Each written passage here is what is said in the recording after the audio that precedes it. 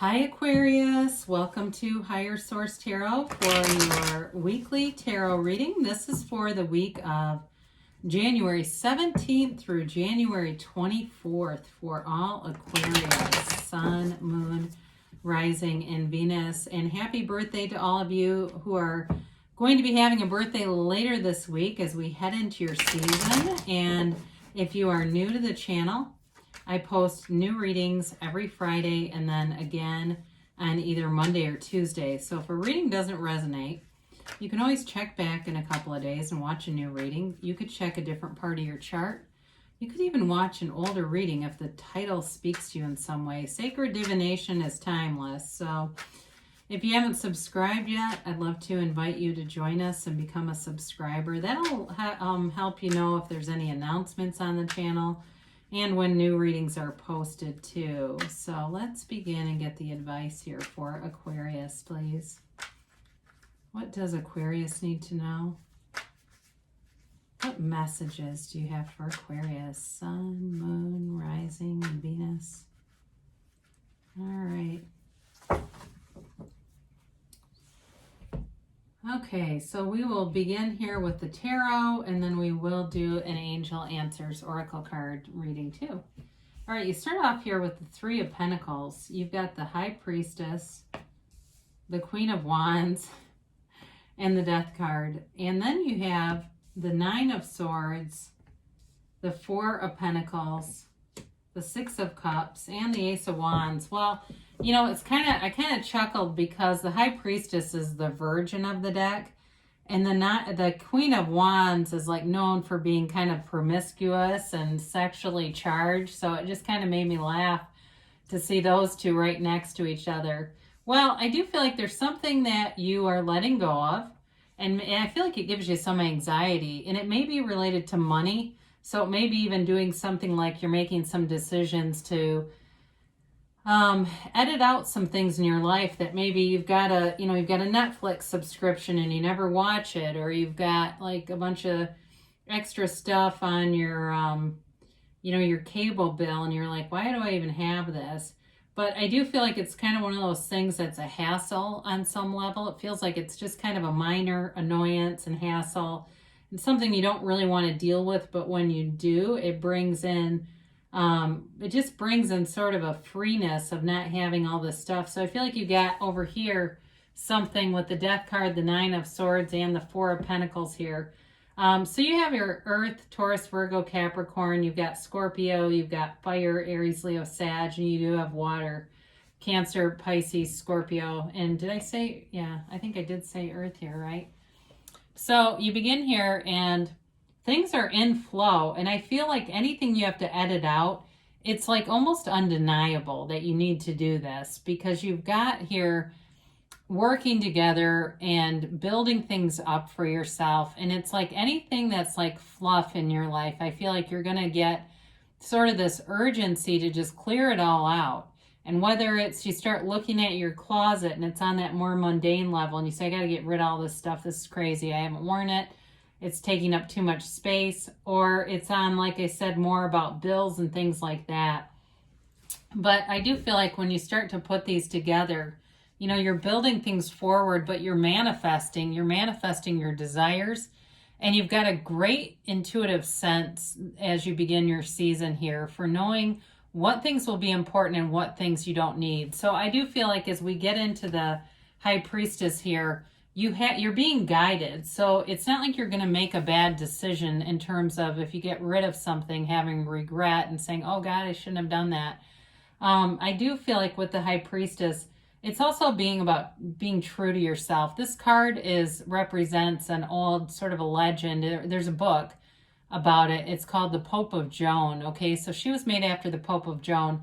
And I mentioned she's the Virgin of the deck, and you can tell she's rather young in the picture. But she masqueraded as a man to become a priest. And so for some of you, there may be something important here with sexuality, because you do have a few cards of pertaining to more of that sexual kind of energy in the reading. And so there may be something here. I don't know if you need to come out to somebody in your family or your work or, something like that. I don't know, but it does show up here. So that may be something you're thinking about and just wanting answers about. And so they tell you to meditate, to quiet your mind, and the answers come. The high priestess is, like I said, has great intuition about things. And so it allows you, if there's hidden things, it allows you to have those instincts about what exactly you need to look into further. She's also, though, a card of the soul, and the waves in her gown are the beginning of in the readings, in the major arcana, the pool of consciousness. All right. So everything here begins with you connecting on that soul level, quieting your mind, and the great ideas come and flow through you. Now, for somebody here, I do feel like we've got, with the Death card here and the Queen of Wands and the Ace of Wands, it's sort of like letting go of any fears that maybe you've had. So if you've had something where, you know, people have told you, look, you've got a beautiful voice, you should be on The Voice, or you should be on American Idol, or you're a hilarious writer, you've got, you know, you write me these emails and I read them over and over again, they're so well written. And you keep getting these encouragements, and it's like you haven't done anything with it. You know, you haven't written that book yet, you haven't recorded that song, you haven't done the audition, whatever that is. This allows you that energy to say, you know what, hell with it. I'm going to take a leap of faith. I'm going to go put myself out there a little bit. The Queen of Wands and the Ace of Wands too really gets you into that field of initiating. And for some of you, there is a reconciliation or love here. And so we'll talk about that in a minute. Some of you, though, this is more about building yourself up and taking action and being passionate about everything that you do. It's like you're all in, your whole heart is all in with this. You've got loyal people around you. I feel like there are people who are encouraging you, and maybe you're a little bit shy about it. Maybe there might even be somebody at your work who wants you to become like a manager or something, where they feel like upper management, you're more aware of things than they are. I do feel like you're getting a lot of encouragement around you. So the Death card shows up to transform things, transformative energy. We must die to be reborn. The skeleton on the horse represents your higher self, telling you there's something to let go of here. And it may be just limitations in your beliefs, because I get that very strongly, that there's something about you, some area of your life where you've got this creative facility, some talent, some skill, and they want you to go for it. They want you to move forward. And so in the backdrop, there's a small boat that heads towards the sunrise, and you'll see it kind of peeking out. The sunrise is not featured on a lot of cards, but it is on Death, because they're telling you that you are headed towards the sunlight of the spirit as you let go. It's that great paradox of letting go. You let go and more is given. So the Nine of Swords is sort of like not completely feeling comfortable in your own skin. There is this transition here with Death. And then, of course, I love to see the Ace of Wands with that, because that gives you the new chapter. You let go of the old stuff, the new thing comes right in.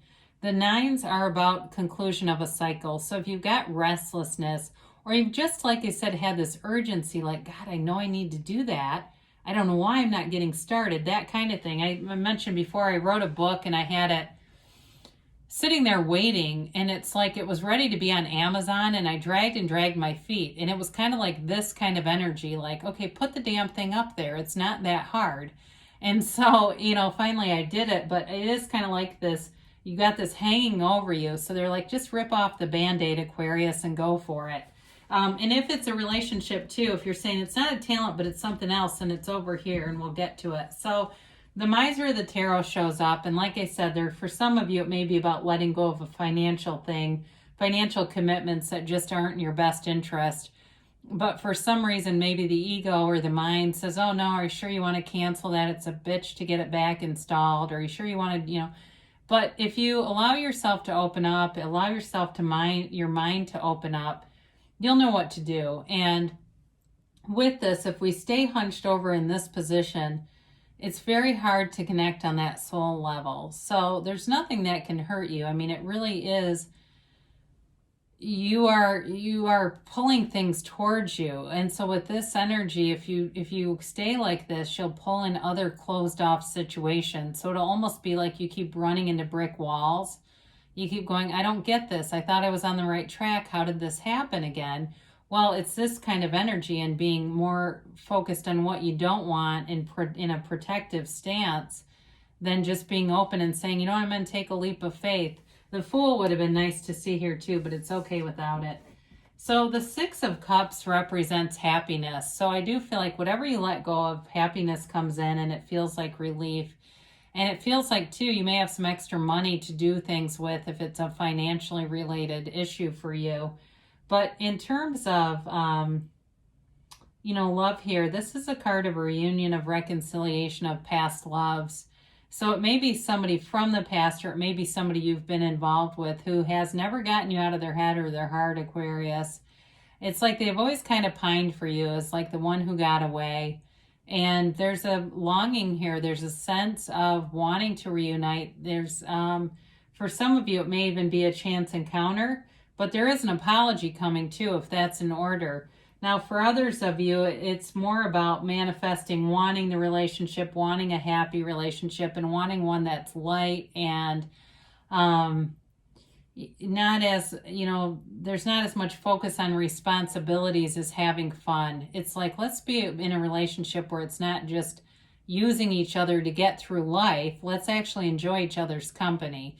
So some of you are too just kind of redefining a relationship where it's getting, if it got kind of drudgery, it became drudgery, like it was just one commitment to the next and one demand to the next. It's also about coming into, especially if you're married, coming into a time that's more fun, where you make a commitment, like it's okay to have fun. We don't always have to be human doings. So the Ace of Wands I do love, because this gives you passion, it gives you a connection, but it's like waving your magic wand. And for those of you that are reconciliation folks, it's an apology coming. And it's somebody who wants to return with an apology. And really what they tell you is don't dwell, you know, take the apology, but then let's not rehash the whole thing. It just doesn't work well with that. So it's your olive branch being offered. But this also too, it can be, like I said, new love, or sort of reigniting a love, and be reconnecting with the excitement and the passion in a relationship. It's a new beginning, but you've got, like I said, this action energy with you that allows you to make all those creative ideas into tangible things. It's really a nice reading. I mean, there's a little restlessness here, but it's not major. And you know, the Death card is part of life. It really is an important card in the deck, because it teaches us and it reminds us to let go and let God. You know, I always say, I don't let go of anything without leaving claw marks on it. Well, you know, sometimes we have the Tower show up. I had that in the last reading, because it's time to let go and let yourself be anything. So let's get the timeline here for Aquarius. And a yes, no, maybe. All right, you have here romance. Ooh, see, we said this was hot and sexy. There's definitely romance here. There's passion here. There's somebody who's very thoughtful, and it's lightening things up. So some of you, if you're already in something too, it's talking about reconnecting with this so that it doesn't get to be just this point of two roommates bobbing around. Ask your angels. So before you watch tarot, they just remind you, say, what do I need to know? What messages do you have for me? And they'll show you, or even all throughout your day, even when you're going to sleep at night, look for a sign. The signs are everywhere. You know, you find a penny or nickel or whatever, a dime, we say pennies from heaven. Those are holograms of the bigger money that you're looking for. And they tell you you're ready now, and you're already manifesting. You have plenty of cards here to show that. And they tell you it's a yes. So you can have, do, or be anything, Aquarius. You just have to be clear about it, communicate with the universe, and be happy in the meantime. So I love you, and I will be back again soon.